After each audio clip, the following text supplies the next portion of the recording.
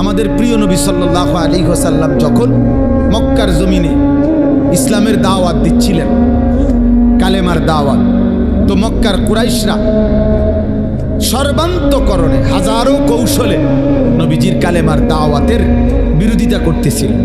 শারীরিক নির্যাতন করত, গালিগালাজ করত, সাহাবায়ে কেরামের কাছে জুলুম অত্যাচার, ওনাদেরকে অনেক কষ্ট দিছে, নির্যাতন করছে। আবার নবীজি যাকে বুঝাইতো, নবী সাল্লাল্লাহু আলাইহি সাল্লাম সরে গেলে ওরা এসে আবার হেরে উল্টাটা বুঝাইতো।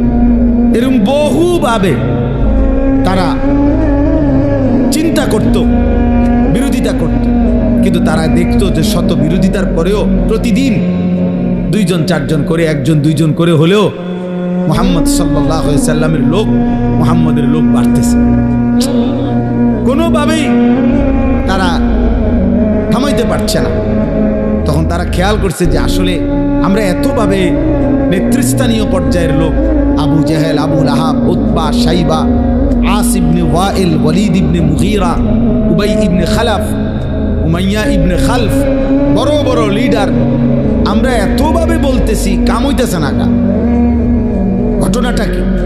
তখন তারা লক্ষ্য করছে যে মুহাম্মদের একটা বড় জাদু আছে, নাউজুবিল্লাহ। সেটা হলো সে যার সামনেই যায় তার উপর যে কোরআন সে বলে যে নাজিল হয়, এই কোরআন পড়ে শোনায়। আর এই কোরআনুল কারীমের তেলাওয়াত কিছুক্ষণ শুনলে মানুষগুলো চুপ হয়ে যায়, একদম মুগ্ধ হয়ে যায়, দিল ঠান্ডা হয়ে যায়, এবং অল্প সময়ের পরে ওই লোকটা কালেমা পড়ে মুসলমান হয়েছে। তাইলে এইটার আওয়াজ, এইটার টান, এইটার সুর মুহাম্মদ সাল্লাল্লাহু আলাইহি সাল্লামের জবানে, আল্লাহর কোরআন, তারা বুঝতে পারছে যে কোরআনের এই আওয়াজ, কোরআনের এই সুর, কোরআনের এই তেলাওয়াত মানুষের দিল বদলে ফেলে, দিল পাল্টায় ফেলে। তাকশাইরু মিনহু জুলুদুল্লাযীনা ইয়াখশাউনা রাব্বাহুম। আল্লাহ তাআলা বলেন, আমার যে বান্দার দিলে আমি আল্লাহর সামান্যতম ভয়ও আছে, আমার কোরআন শুনলে তার শরীরের ভিতর না শুধু বাহিরের পশমগুলো পর্যন্ত দাঁড়িয়ে যায়। এটা কোরআনের বৈশিষ্ট্য। তোমরা তো বুঝো নাই বাপ। অনেক বাবা, অনেক ভাই, আহা, কারো 20 বছর, কারো 60 বছর, জীবনে কোনোদিন কোরআনুল কারীম তেলাওয়াতও করতে পারেন। আরে দুর্ভাগ্য মানুষ। ওই মালিকের সামনে কেমনে দাঁড়াইবেন? মালিক যদি বলে 23 বছর আমি কোরআন নাজিল করেছি, 24,000 বার মোট জিব্রাইল নবীজির উপরে কোরআন নাজিল করছে। 24,000 বার আসছে, 24,000 বার আমার কালাম আমি 23টা বছর লাগাইয়া বান্দা বলছি, নাজিল করেছি। এমন পবিত্র, এমন শ্রেষ্ঠতম, এমন আজিমুশ শান, এমন হেদায়েতে ভরা, রহমতে ভরা, উপদেশে ভরা আমার কোরআন। একটা লাইন, একটা পৃষ্ঠাও দেখেও পড়তে পারো না।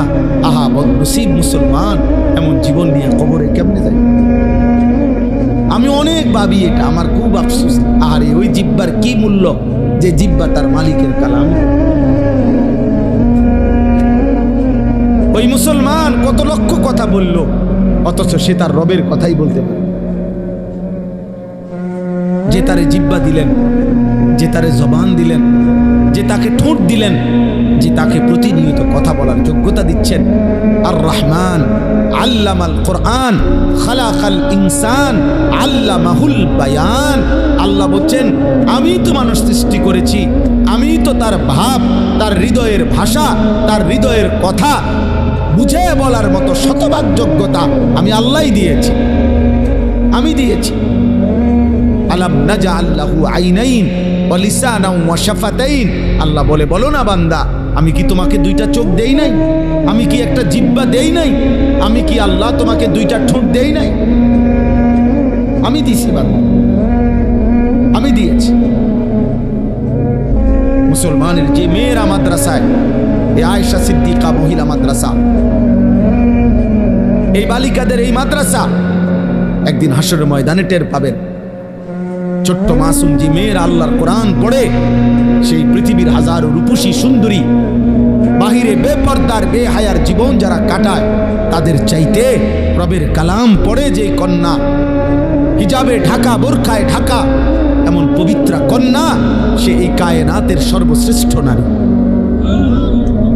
আল্লাহ নবী সাল্লাল্লাহু আলাইহি সাল্লাম বলছেন, কোন ঈমানদারের জন্য দুনিয়ায় যত সম্পদ, যত নিয়ামত, দুনিয়াবি যত নিয়ামত হতে পারে, আল্লাহর ভীতির পরে, ইবাদতের পরে, আমলের পরে, তাকওয়ার পরে, আখিরাতের বন্দেগীর পরে দুনিয়াবি যত জিনিস মানুষের অর্জন হয়, তার মধ্যে রাসূলুল্লাহ সাল্লাল্লাহু আলাইহি সাল্লাম বলছেন, একজন মুমিনের সর্বশ্রেষ্ঠ অর্জন দুনিয়াবি একজন নেককার স্ত্রী।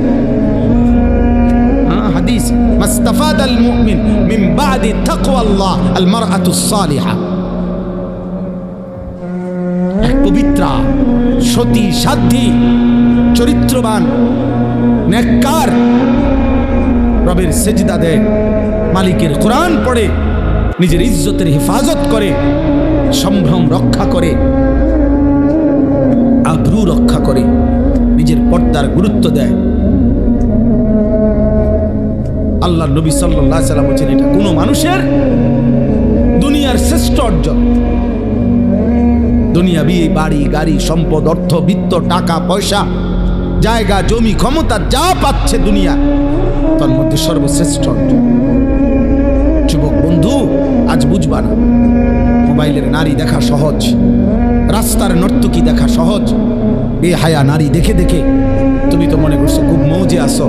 না বন্ধু, যদি কোনো দিন বিবাহের পরে যখন দেখবা তোমার স্ত্রী 2 নম্বর, তোমার স্ত্রী চরিত্রহীন, তোমার স্ত্রী পরকীয়ায় আসক্ত, তোমার স্ত্রী মোবাইলে পরের পুরুষ দেখে আসক্ত, সেদিন বুঝবা বাপ দুনিয়া কত কঠিন। সেদিন আর আখিরাতের জাহান্নামের আগুন জ্বলতে হবে না, তোমার হায়াতে, তোমার কলিজার মধ্যেই জাহান্নামের আগুন জ্বলে উঠবে। এক চরিত্রহীন নারী, বেপর্দা, বেহায়া নারী যার জুটে বিবাহিত স্ত্রী হিসাবে, তার জীবনে আর জাহান্নাম লাগে না, ওইটাই যথেষ্ট। কসম আল্লাহ, ওইটাই যথেষ্ট। এজন্য তাফসীরের মধ্যে আছে, রব্বানা আতিনা ফিদ দুনিয়া হাসানা ওয়া ফিল আখিরাতি হাসানা ওয়া কিনা আযাবান নার। এই আয়াত আমরা সবাই পারি না, এই দোয়াইটা অধিকাংশ মুসলমান এই দোয়াইটা পারে। ইমাম সাহেবরা, ওলামায়েরা, ওয়াইজরা, আউলিয়ারা, সব শ্রেণীর মুসলমান নেককাররা বেশি বেশি এই দোয়াটা পড়ে, রব্বানা আতিনা ফিদ দুনিয়া হাসানা। আল্লাহ, দুনিয়ায় আমাকে যা হাসানা, যা পবিত্র, যা উত্তম তা দেন। পুরা দুনিয়া লাগবে না আমার, উত্তমটা দেন, হালালটা দেন। ওয়াফিল আখিরাতি হাসানা, আখিরাতেও মাওলা আমারে যা উত্তম তাই দিয়েন। ওয়াকিনা আযাবান নার, আর মাওলা আপনি আমারে জাহান্নামের আযাব থেকে বাঁচায় দিয়েন। এই দোয়া। এখন এই দোয়ার অনেক তাফসীর আছে। হযরত আলী রাদিয়াল্লাহু তাআলা আনহু, নবীজির সাহাবী আলী, হাসান হুসাইনের বাবা, হযরতে ফাতেমা রাদিয়াল্লাহু তাআলা আনহার স্বামী, হযরত আলী ইসলামের 4র্থ খলিফা, নবীর কলিজার টুকরা হযরত আলী রাদিয়াল্লাহু তাআলা আনহু এই আয়াতের, এই দোয়ার একটা ভিন্ন তাফসীর করছেন। তাফসীরে কুরতুবীতে আমরা পড়ছি, উনি বলছেন, রব্বানা আতিনা ফিদ দুনিয়া হাসানা, হে আল্লাহ, দুনিয়াতে আমাকে যেটা হাসানা সেটা দেন, উত্তম। তো এর অর্থ হইল, আয় আল্লাহ, দুনিয়াতে আমাকে একজন নেককার স্ত্রী দেন। অফিল আখিরাতে হাসানা, আর আখিরাতে যা উত্তম তা আমাকে দেন। এর অর্থ হইল, তিনি বলছেন, হযরতে আলী, আখিরাতে আমাকে জান্নাতের হুর দান করেন। আর 3 নাম্বার, ওয়াকিনা আযাবান নার, আল্লাহ আমারে জাহান্নামের আযাব থেকে রক্ষা করেন। এর অর্থ হইল, আল্লাহ আমাকে মন্দ স্ত্রী, মন্দ নারী থেকে হেফাজত। এই জন্য ওলামায়ে কেরাম বলে, কারো স্ত্রী যদি হয় অসৎ, কারো স্ত্রী যদি হয় চরিত্রহীন, কারো স্ত্রী যদি হয় বেহায়া, তাহলে ওই ব্যক্তি, ওই ঘরই, ওই জীবনটাই জাহান্নামের টুকরা, জাহান্নামের টুকরা। এই জন্য যুবক ভাই, কিশোর ভাই, নওজোয়ান, প্রতিনিয়ত নারী ছবি দেখে মোবাইলের অস্থির তোমরা দৃশ্য যারা দেখো, ভিন নারীর ছবি দেখো, কি চাচ্ছ তার কাছে বলো বাবা? তার কাছ থেকে তুমি কি চাও, মানে তারে দেখে তোমার কি মন চাচ্ছে, জিনা করতে আর কি? তোমার কলিজা যদি খুলতো, তোমার দিল যদি খুলতো, তো সেটার মধ্যে এটাই পাওয়া যাইতো যে তুমি মনে মনে কামনা করছো যদি আমি সুযোগ পাইতাম তাহলে তো আমি এই নারীর সাথে জিনা করতাম। যদি বলো না আমি বিয়ে করতে, তো বিয়ে করতে কতটা বেডি সাউন্ড লাগে, কথা বোঝেন নাই? যদি বলো যে না আমি বিয়ে করার জন্য চাই, তো বিয়ে করতে কত বেডি চাইতে হয়? হ্যাঁ, বিয়ে করতে নর্তকী দেখো কেন? বিয়ে করতে নায়িকা দেখো কেন? বিয়ে করতে বিধর্মী দেখো কেন? কথা বলেন না? তাহলে বুঝাই তো গেল বিয়ে না, মাকসাদ তোমার জিনা, মাকসাদ তোমার ব্যভিচার। তাহলে তুমি কল্পনা করো, তুমি ছেলেটা হারাম কল্পনা করছো, অথচ তুমি তো একজন পবিত্র মা বাবা। যেই মা বাবা স্বামী স্ত্রী ছিল, ইসলামের বিধান মেনে, আল্লাহর হুকুম মেনে বিবাহের পবিত্র বন্ধনে একত্র হয়ে ওই স্বামী স্ত্রীর পরম ভালোবাসা হালাল পদ্ধতিতে বিবাহের পবিত্র সম্পর্কের মাধ্যমে তুমি এই পৃথিবীতে আসছো। এবার তুমি যা করতে চাচ্ছ সেটা তো হারাম সম্পর্ক ছাড়া আর কিচ্ছু না।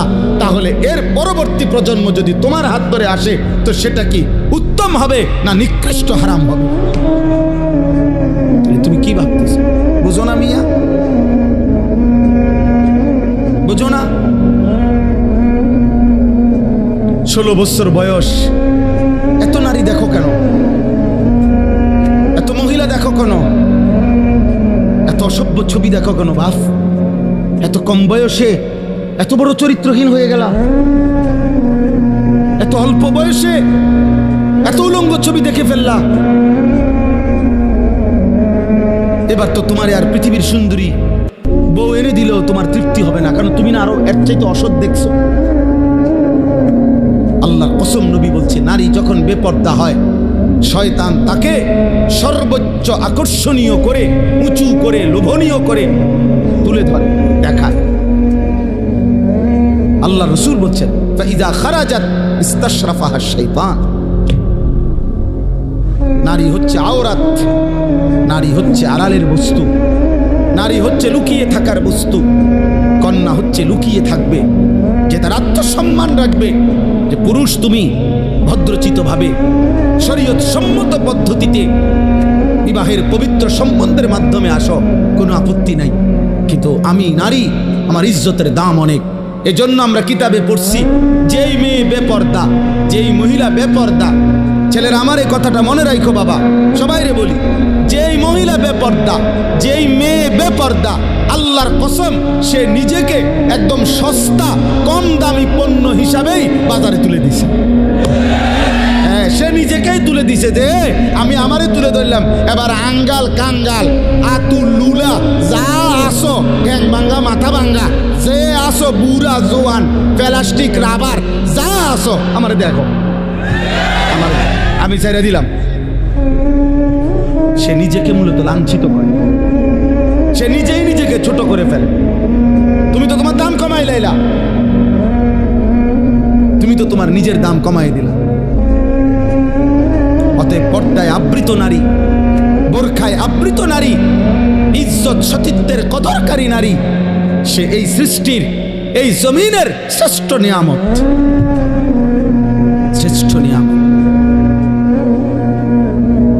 এজন্য আমি সব সময় বলি, আজও বলি, এই রফিক ভাইকে আরো বহুবার বলছি, শুরুর থেকে বলছি, আমি একেবারে প্রথম যেদিন মাদ্রাসা করছে তখনও বলছি যে শতভাগ দিন শরীয়ত, শতভাগ পর্দা, শতভাগ আখেরাত, এক মেয়ের, এক বোনের পর্দার, ইজ্জতের শতভাগ নিরাপত্তা যদি না দিতে পারেন, ব্যবস্থাপনা করতে না পারেন, তো মাদ্রাসা বন্ধ করে দিবেন।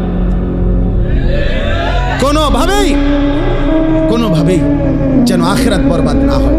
আর শতভাগ ইনশাআল্লাহ চেষ্টা করলে, আখেরাতের ফিকির করলে, তো ইনশাআল্লাহ আল্লাহ তাআলা তারাক্কি দান করবেন। আল্লাহ তাআলা এই মাদ্রাসাটাকেও তাকওয়ার উপরে, ঈমানের উপরে, আখেরাতের ফিকিরের উপরে, বোনের ইজ্জত, আব্রু, পর্দা, সতীত্বের শতভাগ হেফাজতের উপরে আল্লাহ কবুল করেন, কবুল করেন।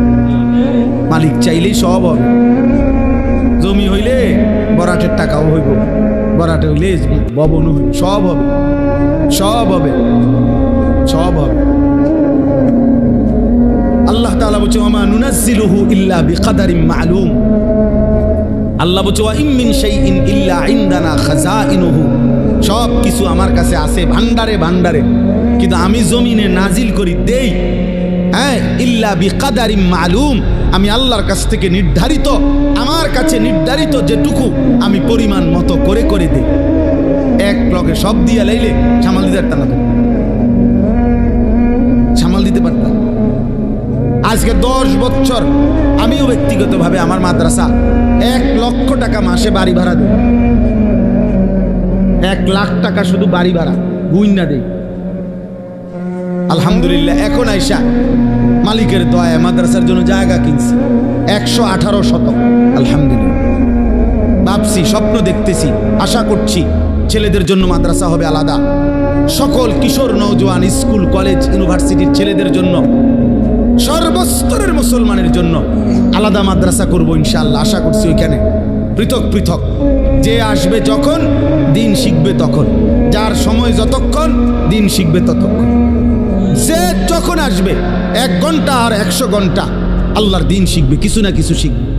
মেয়েদের জন্য আলাদা ক্যাম্পাস করার জন্য আজকেও আলহামদুলিল্লাহ আমার মাদ্রাসায় স্কুল কলেজ ইউনিভার্সিটির ছেলেদের কোর্স 3 দিন ব্যাপী প্রশিক্ষণ কোর্স চলতেছে, এখনো চলতেছে। আলহামদুলিল্লাহ, আলহামদুলিল্লাহ। আমার শায়েখ আল্লামা মুফতি মুশতাকুন নবী কাসেমি হযরত জোহরের পরে বয়ান করছেন ওই ছেলেদেরকে, সব স্কুলের ছেলে, কলেজের ছেলে, ওযু নামাজ সূরা কেরাত দোয়া কালাম শিখতেছে। আলহামদুলিল্লাহ।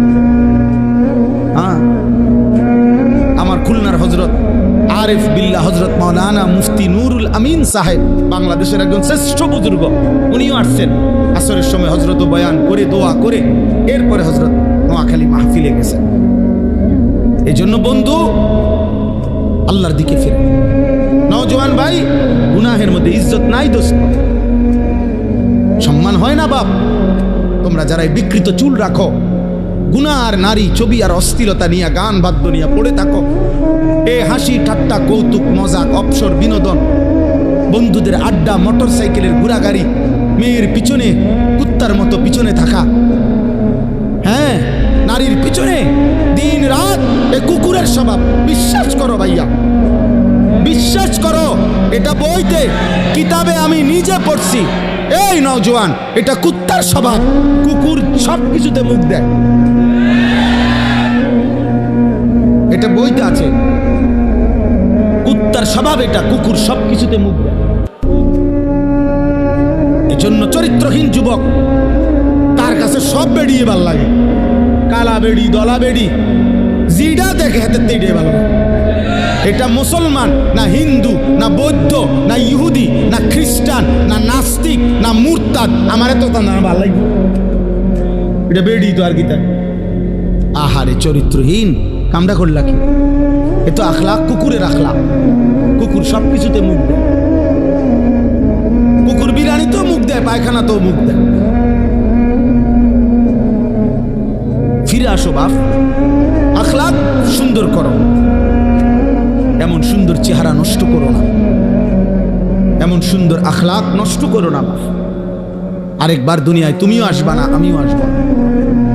এই পৃথিবী একবারই, তোমার আমার, এক রাত একবারই আসে, হায়াত একবারই, একবারই,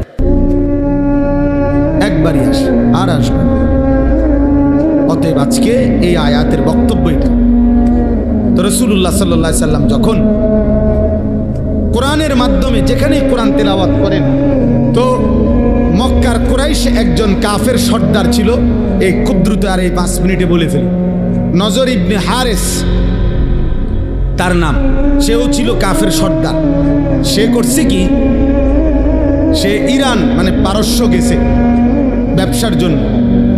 তো পারস্য ব্যবসা গিয়ে দেখছে ওইখানে বিকাল হইলে, সন্ধ্যা হইলে বিভিন্ন জায়গায় জায়গায় মজমা বসে, মানে লোকজন জমাট হয়, সমবেত হয়, আর একজন গায়িকা নর্তকী সুরে সুরে গান গায়, নাচে, বাদ্যযন্ত্রের তালে তালে সে কিচ্ছা কয়, পুরান যুগের কাহিনী গল্প এগুলারে তালে তালে কয়। হ্যাঁ, সে নাচেও বাদ্যও বাজে, আবার ওই পুরান আমলের বানান্না গল্প কাহিনী কিচ্ছা এগুলো বলে সে। আর বাকিরা খুব মনোযোগ দিয়া মজা কইরা খুব বড় বড় চোখে তাকাইতেছে, হ্যাঁ কি মর্মান্তিক কথা কইতেছে আল্লাহ। আসলে তো বেডি চায়, বুঝেন না? হ্যাঁ হ্যাঁ, আমরা বুঝি না। আমনে বয়স হয়ে গেছে, আপনি উনারে জিগাবেন আপনি চাচা কি করেন, টেলিভিশন চা দোয়ানে না, আমরা কি আর এই বয়স আসিনি, কদ্দুর খবর শুনি। আমনে চাচা খবর শুনেন, খবর মানুষের চোখ দিয়ে নি শুনে, মানুষে শুনে কি চোখ দিয়া না কান দিয়ে? তা আপনি চাইয়া রয়েছেন কেন? আপনি যেহেতু খবরই শুনবেন তো ভালো কথা, ফিস দিয়ে বইয়েন, বোঝেন না কথা? চেয়ার ঘুরে এদিকে বসেন, এদিকে আপনি এর উল্টা দিকে বসেন, তাহলে আপনার কানে আওয়াজ আইলেই তো সারছে। আপনার খবরের তো দরকার, তো আপনি খবর কানে ঢুকলেই তো হইলো। আপনি না বলে খবর চান, আপনি না বলে খবর শুনেন। অতএব এটা অনেক বড় বিষয়।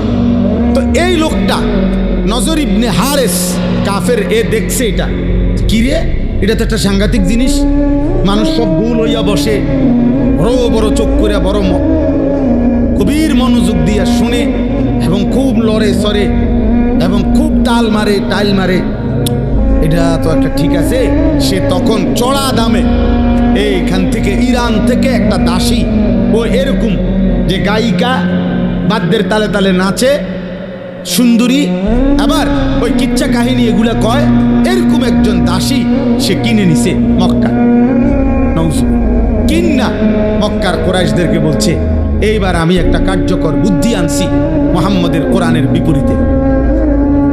মুহাম্মদ কোরআন শুনলে লোকগুলো মুগ্ধ হইয়া অবাক হইয়া তার দিকে তাকায়া থাকে, তার দলে ভিড়ে যায়। তখন সে এই যুবকদেরকে এবং সাধারণ মানুষদেরকে ডাকতো, এদিকেও গোলয়ে বইও, সবাই বইও, এখন মিউজিক দেখবা। এরপরে ওই সে তার দাসীকে নিয়ে আসতো, এই দাসী বাদ্যের তালে তালে গান গাইতো, নাচতো, আর এই পুরাতন যুগের কিচ্ছা কাহিনী এগুলো বলতো। এই কথা করে কিছু দুষ্ট প্রকৃতির লোক, দুষ্ট প্রকৃতির কিছু যুবক, কিছু মানুষ তার সাথে ভিড়ে গেছে। আর সে তারা খুশি যে যে মুহাম্মদের কোরআনের বিপরীতে আমরা এই গান, এই নাচ, এই গায়িকা, এই গানের আসর, এই বাদ্যযন্ত্রের আসর জমায় দিল।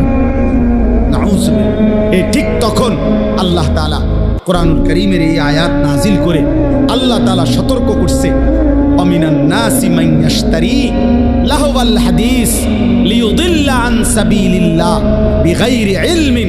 আল্লাহ বলেন, বন্ধু আপনাকে জানিয়ে দিলাম কিছু নিকৃষ্ট মানুষ আছে এমন, যারা প্রতিনিয়ত গান, বাদ্য, অনর্থক কিস্সা কাহিনী, অপ্রয়োজনীয় কথা, অসার, অবান্তর, অপ্রয়োজনীয় গল্প, কৌতুক, ঠাট্টা, বিনোদন, মস্কারি, এই বেহুদা কথাবার্তা, গান, বাদ্য, নাচ, বাদ্যযন্ত্র, গায়িকা, গানের আসর এগুলো জমিয়ে সংগ্রহ করছে, মানুষকে জমা করছে। কেন? লিয়ুদিল্লা আন সাবিলিল্লাহ, আল্লাহর পথ থেকে পথভ্রষ্ট করার জন্য। বিগাইরি ইলমিন, মূর্খতা বশত। ওরা মনে করছে ওরা বুদ্ধিমান, না আসলে ওরা মূর্খ। ওয়াত্তাখিজাহা হুজুয়া, আর তারা আমার কোরআন নিয়ে, আমার দ্বীন নিয়ে ঠাট্টা করছে, উপহাস করছে যে মুহাম্মদের বিপরীতে এবার আমরা এটা দাঁড় করাইলাম, এরকম হাসাহাসি করতেছে। আল্লাহ বলে, বন্ধু আমি স্পষ্ট জানিয়ে দিলাম, উলাইকা লাহুম আযাবুম মুহিন, এমন নিকৃষ্ট পাপীদের জন্য আমি একেবারে অপমানকর, ভীতিকর এবং লজ্জাজনক কঠোর আযাব আমি তাদের জন্য নির্ধারণ করে রেখেছি। গানের এই আড্ডা, বাদ্যযন্ত্রের এই আড্ডা, নর্তকীর এই আড্ডা, গায়িকার এই আড্ডা, গানের এই আসর, গানের এই পরিবেশ, আমি আল্লাহ তাদের জন্য নিকৃষ্ট আযাব রেখেছি। আর আল্লাহ বলেন, এই গান, বাদ্য, গল্প, কৌতুক, এই সমস্ত বেহুদা নাটক, নভেল, কাহিনী, কিচ্ছা, মিথ্যা কথা বানিয়ে বানিয়ে বলা, সুরে সুরে বলা, এই সমস্ত কাজের দ্বারা এই মানুষগুলোর অবস্থা হয় এমন। ওয়াইজা তুতলা আলাইহি আয়াতুনা, এমন নাফরমানের কাছে যখন আমার কোরআন পড়া হয়, ওয়াল্লা মুস্তাকবিরান, সে অহংকার করে মুখ ফিরায় না। কাআন লাম ইয়াসমাহা, যেন সে কোরআন শুনতেই পায় নাই, অথবা কাআন্না ফি উযুনাইহি ওয়াকরা, অথবা আগের থেকেই সে কানেই শোনে না, বধির। আল্লাহ বলেন এমন পাপীকেও ফাবাশশিরহু বিআযাবিন আলীম, এদেরকেও আপনি কঠিন আযাবের ভয় দেখান। আমার দোস্ত, আমার ভাই, আমার বন্ধু, আমার নওজোয়ান, আমি সবার কাছে অনুরোধ করি, আমরা সবাই এই আয়াতগুলোর দ্বারা একটা মৌলিক কথা হলো, একজন মুসলমান, একজন মুমিন, তুমি কিশোর হও, তুমি যুবক হও, তুমি বয়স্ক বাবা হও, তুমি পর্দার আড়ালের মা হও, বোন হও, মুসলমান, কলিজায় যার ঈমান আছে, রক্তে যার ঈমান আছে, জবানে যার কালেমা আছে, আল্লাহকে যে চিনে, নবী সাল্লাল্লাহু আলাইহি সাল্লামকে যে মানে, সে গান, বাদ্যযন্ত্র, গানের আসর, গায়িকা, নর্তকীর নাচ, এই মোবাইলে হোক, বাস্তবে হোক, এমন আসরে, এমন পরিবেশে, এমন মজমাতে সে বসতে পারে না, শুনতে পারে না, অংশগ্রহণ করতে পারে না। আল্লাহ বলেন এমন মন্দ আচরণ, এই গানের আসক্তি, বাদ্যযন্ত্রের আসক্তি, গায়িকার আসক্তি, নর্তকীর আসক্তি, গানের আসরের প্রতি যার আসক্তি, আল্লাহ বলেন আমি তার জন্য নিকৃষ্ট অপমানকর আযাব রেখেছি। এজন্য আমরা কিতাবের মধ্যে পড়ছি, আল্লাহ নবী সাল্লাল্লাহু আলাইহি ওয়াসাল্লাম বলছেন শেষ জামানায় আমার উম্মতের উপরে 3টা বড় বড় আযাব আসবে। একটা হলো মাটি ধসিয়ে দেওয়া হবে, 2 নাম্বার পাথরের বৃষ্টি বর্ষণ হবে, 3 নাম্বার চেহারা বিকৃত করে দেওয়া হবে। সাহাবায়ে কেরাম কাইপা উঠা বললেন, ইয়া রাসূলুল্লাহ, মাতা, এটা কখন হবে? আল্লাহর নবী বললেন, ইজা যাহারাতিল কাইনাত, যখন গায়িকা বেড়ে যাবে, ওয়াল মাআজিফ, যখন বাদ্যযন্ত্র বেড়ে যাবে, ওয়াস্তাহাল্লাতিল খামরা, যখন নেশা, মদ মানুষ হালালের মতো মনে করে দেদারসে খাইতে থাকবে। আল্লাহর রাসূল বলেন তখন ভূমি ধসে যাবে, চেহারা বিকৃত হয়ে যাবে, পাথরের বৃষ্টি বর্ষণ। আজ প্রিয় যুবক, আল্লাহকে সাক্ষী রেখে চুলের কত ডিজাইন তো বদলাইলা, কিন্তু ইনসাফ যদি থাকে, বিবেক থাকে, কোনো ভদ্র বিবেকবান মানুষকে দেখায়ও, তাহলে তোমার সুন্দর লাগে কিনা? তোমার এই নারী ছবি, তোমার এই জিনা ব্যভিচারের দৃশ্য, তোমার এই গান বাদ্য, তোমার এই বন্ধুদের অসৎ আড্ডা, ফুর্তি, চিৎকার, হই হুল্লুর, পার্ক, রেস্তোরাঁ, মোটর সাইকেলের ঘোরাঘুরি, তোমার এই বন্ধুদের আশার আড্ডা, আর এই উচ্চ কণ্ঠের অনর্থক কথাবার্তার এই গুনাহ, আর রাত্রি জেগে অস্থির উলঙ্গ ছবি দেখা, নারী দেখা, নারীর নাচ, নারীর কথা, নারীর গান, অসভ্যতা দেখা, তুমি ইনসাফ যদি থাকে, আমি বন্ধু শেষ কথা বললাম, তোমাদের অসংখ্য ছেলের চেহারার মধ্যে একজন মুমিনের যে সৌন্দর্য, মুসলমান যুবকের, কিশোরের যে সৌন্দর্য, এমন সৌন্দর্য বহু আগেই চলে গেছে। তুমি দেখো, চেহারা অনেক আগেই নষ্ট হয়ে গেছে। 16 বছর 18 বছর বয়সী সন্তান এত সাফা ভাঙ্গা, এতটা চাফা ভিতরে, এতটা শুকনা থাকার কথা না, আরো নাদুস নুদুস থাকার কথা। কিন্তু গুনাহ, রাত্র জেগে অসভ্যতা, রাত্রি জেগে অশ্লীল দৃশ্য দেখা, হারাম গান, বাদ্য, এই সমস্ত বেহুদা কাজের মধ্যে লিপ্ত থাকার কারণে আজ জিন্দেগি শেষ। ইমামে আজম আবু হানিফা বলছেন, সিমাউল আগানি ফিসকুন ওয়াত তালাদ্দুদু বিহা কুফরুন। বাবা, আপনাদেরকে বলি, চায়ের দোকানেও বসে যারা নাটক, সিনেমায় ওই গান আর বাদ্যের আওয়াজ শুনেন, আল্লাহর কসম, ইমামে আজম আবু হানিফা বলছে, গান শোনা প্রকাশ্য পাপ। আর গানের শুনে কেউ যদি মজা পায়, স্বাদ পায়, আহ আহ কি কইল রে, আতলারে, এরকম পাওলারে, ঠ্যাংলারে, এরকম হাতলারে, আছে না এমন মানুষ, এরকম নড়ে চড়ে। ইমামে আজম আবু হানিফা বলেন, গান শুনে কেউ যদি এরকম মজা পায়, স্বাদ পায়, কুফরুন, এটা কুফরি, এটা কুফরি, এটা কুফরি, এটা কুফরি বাপ। অতএব খামখেয়ালি করুন। আবারও বললাম, আবারও বলছি, শেষ পর্যন্ত হয়তো এই পৃথিবীর কেউ তোমারে কিছু বলতে পারে নাই, কোনো হুজুরের কথাও পাত্তা দাও নাই, মা বাবার কথাও পাত্তা দাও নাই, হতে পারে কেউ তোমারে শাসন করতে পারে নাই, তুমি মুক্ত, তুমি স্বাধীন, তুমি হারামের উপরে, জিনার উপরে, বেবিচারের উপরে, গান বাদ্যের উপরে জীবন শেষ করছো। কিন্তু দোস্ত আমার, বন্ধু আমার, ওই মালিক কিন্তু তোমারে ছাড়বে না, ওই মালিক ছাড়বে না বাপ। এই জন্য একজনও যদি বুঝে থাকো, তুমি বদলাও, তুমি বদলাও, সেজদা করো, নামাজ পড়ো, জিকির করো, আল্লাহর কাছে দোয়া করো, কোরআনুল করিমের তিলাওয়াত শুনো, কোরআন পড়ো, কোরআনের মধ্যে ডুবে যাও, অথবা হালাল কোনো রোজগারে লেগে থাকো। এতক্ষণ মুসলমান এত লম্বা টাইম ফালতু কাজ করে না বাপ। এই 3 ঘন্টা, 6 ঘন্টা, 9 ঘন্টা দিনের পর দিন তোমরা যারা বেহুদা নষ্ট করছো, এগুলো দিয়ে যদি দুনিয়া কামাই করতা তাহলেও কিছু টাকা রোজগার হইতো। তুমি যদি মাটি কাটতা তাইলেও কয়টা টাকা পাইতা। তুমি যদি মুড়ি বাজদা, সিরা বাজদা, তাইলেও কিছু টাকার সিরা বেচতে পারত। কিন্তু অনাদরে, অবহেলায় না দুনিয়া কোনো হালাল উপার্জন করলা, না আখেরাত কোনো উপার্জন করলা, নষ্ট করে দিলা। এই রাত আর আসবে না। আল্লাহ আমাদেরকে হেফাজত করেন।